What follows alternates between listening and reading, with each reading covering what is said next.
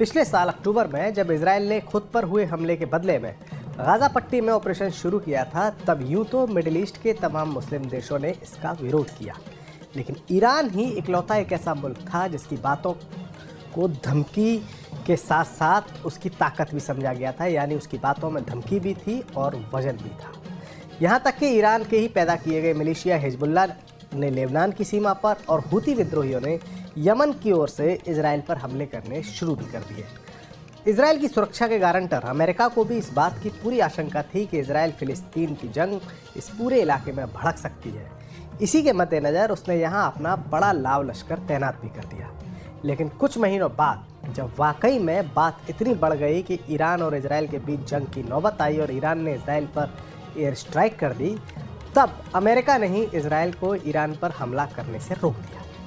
अब सवाल यह है कि आखिर ईरान में ऐसा क्या है जिसके चलते अमेरिका ने अपने हाथ पीछे खींच लिए। ईरान की ताकत क्या है? ईरान एक ऐसा मुल्क है जो पिछले कई दशकों से अमेरिका की पाबंदियों को झेल रहा है। उसकी पाबंदियां इतनी कड़ी हैं कि ईरान ना तो खुलकर अपना तेल बेच सकता है और ना ही अपनी फौज को मजबूत कर सका। उसको मजबूत करने के लिए दूसरे देशों से हथियार नहीं खरीद सका।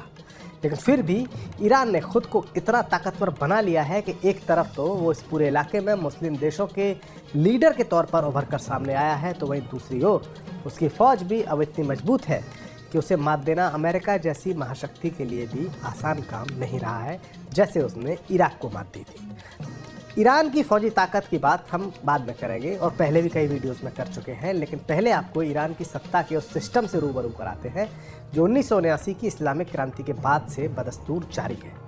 इस क्रांति से पहले ईरान में अमेरिका के समर्थन वाले पहलवी राजवंश का ही शासन चलता था, लेकिन ईरान की आवाम ने उसे उखाड़ फेंका और ईरान की आवाम ने अपने मुल्क में इस्लामिक शासन का आगाज़ किया।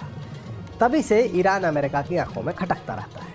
ईरान के सिस्टम को अगर समझें और ईरान की सरकार और इंस्टीट्यूशंस में शक्ति के बंटवारे को देखें तो हम पाते हैं कि सुप्रीम लीडर वहाँ सबसे ज़्यादा मजबूत है।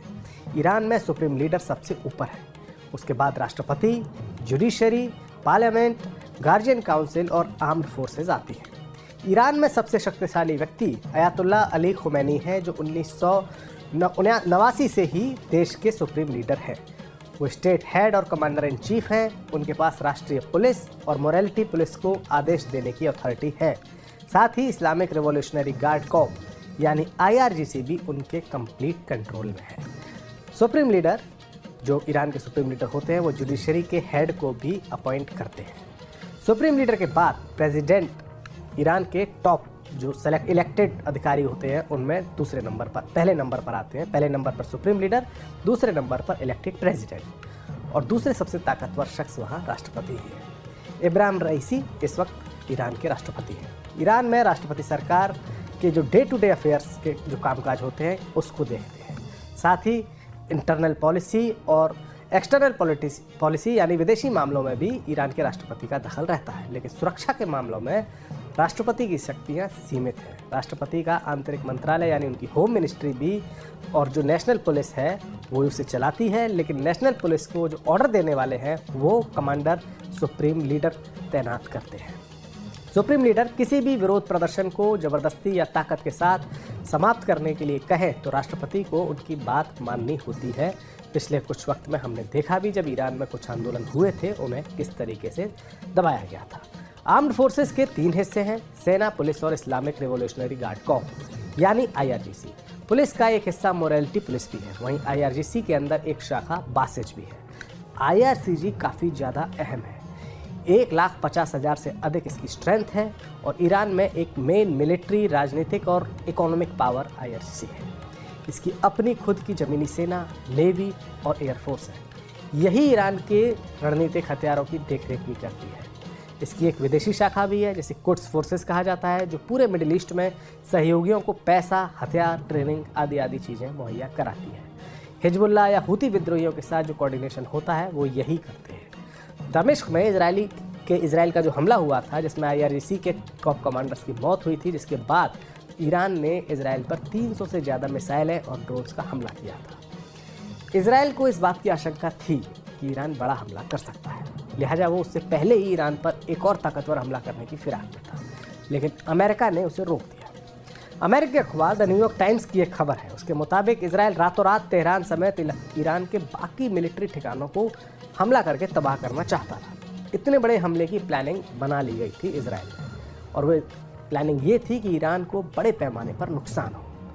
इजराइल के अधिकारियों ने इस बात का खुलासा किया है। इस रिपोर्ट के मुताबिक इजराइल के पीएम बेंजामिन नेतन्याहू ईरान को तगड़ी चोट देना चाहते थे, तगड़ा प्रहार करना चाहते थे, लेकिन एक फ़ोन कॉल आई और उनका इरादा बदल गया। ये फ़ोन कॉल थी अमेरिकी प्रेसिडेंट जो बाइडेन। नेतन्याहू और बाइडेन ने फ़ोन पर बातचीत की और ये निष्कर्ष निकला कि इतने बड़े और घातक हमले को अवॉइड कर पाना ईरान के लिए बड़ा मुश्किल होगा, जिसके बाद ईरान भी बड़ी जवाबी कार्रवाई कर सकता है। इसकी आशंका काफ़ी ज़्यादा बढ़ जाती है। इस रिपोर्ट के मुताबिक काफ़ी ज़्यादा डिप्लोमेटिक प्रेशर और दुनिया को एक और वर्ल्ड वॉर से रोकने के लिए इजराइल ने फाइनली ये डिसीजन लिया कि वो अगर ईरान हमला करता है तो एक कम शक्तिशाली हमले के ऑप्शन को चुनेगा।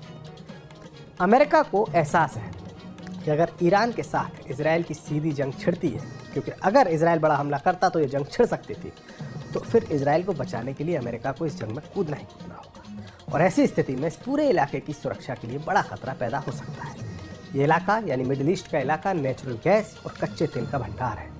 दुनिया का एक बहुत बड़ा हिस्सा जिसको एनर्जी का एक्सपोर्ट इसी इलाके से होता है, एनर्जी की सप्लाई इसी इलाके से होती है। ऐसे में अगर यहाँ एक बड़ी जंग छिड़ती तो ग्लोबल इकोनॉमी के लिए भी एक बड़ा झटका होता, जो पहले से ही ग्लोबल इकोनॉमी यूक्रेन युद्ध का दंश झेल रही है। यही नहीं, इस पूरे इलाके में इसकी जो राजनीति है उससे भी अमेरिका कुछ मजबूर है। वो राजनीति इस कदर उलझी हुई है कि इसमें अमेरिका काफ़ी इम्पॉर्टेंट रोल प्ले करता है।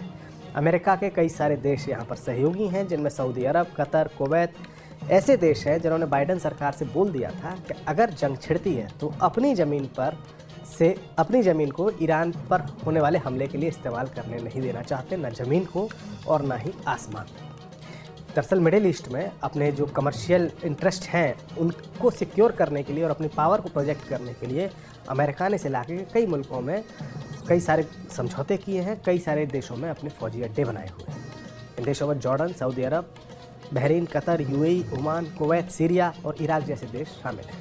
मिडिल ईस्ट के ज़्यादातर देशों से अमेरिका की दोस्ती है। अगर इजराइल के चक्कर में अमेरिका और ईरान के बीच में सीधी जंग छिड़ जाती तो उसे जीतने के लिए अमेरिका को न सिर्फ इस जंग में कूदना पड़ता, और बात फिर सिर्फ एयर स्ट्राइक तक नहीं रहती, बल्कि ज़मीनी और समुद्री मार्ग से भी अमेरिका को ईरान पर हमला करना होता। और ऐसी सूरत में खाड़ी के वो देश जो अमेरिका के दोस्त हैं, जैसे कतर या कुवैत, और ईरान के पड़ोसी हैं, उन मुल्कों की अहमियत काफ़ी बढ़ जाती है, क्योंकि उनकी सीमा ईरान के नज़दीक है।